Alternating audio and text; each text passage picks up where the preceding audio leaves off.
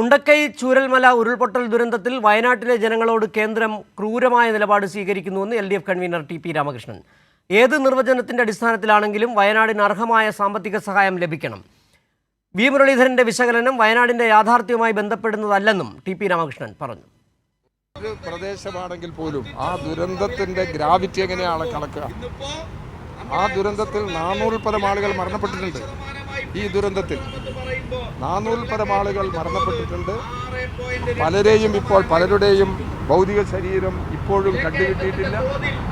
അങ്ങനെ ഇന്ത്യയിൽ രാജ്യമാകെ എടുത്തു കഴിഞ്ഞാൽ വിവരണാതീതമായൊരു ദുരന്തമാണ് വയനാട് ജില്ലയിലെ മേപ്പാടിയിൽ ഉണ്ടായിട്ടുള്ളത്. അത് എത്ര വാർഡിനെ ബാധിച്ചോ ഏത് പ്രദേശത്തെ ബാധിച്ചോ എന്നുള്ളതല്ല പ്രശ്നം, അതിൻ്റെ ഗൗരവമാണ്. 400 ആളുകളുടെ ജീവൻ പോയി, 1000-ലധികം ആളുകൾക്ക് ജീവിതോപാധി എല്ലാം നഷ്ടപ്പെട്ടു.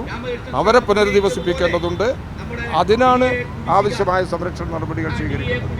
അതുകൊണ്ട് ഒരു കാരണവശാലും മുരളിയുടെ ഈ വിശകലനം വയനാടിൻ്റെ യാഥാർത്ഥ്യവുമായി ബന്ധപ്പെടുന്നതല്ല എന്നുള്ളതാണ് ഞങ്ങൾക്ക് പറയാനുള്ളത്.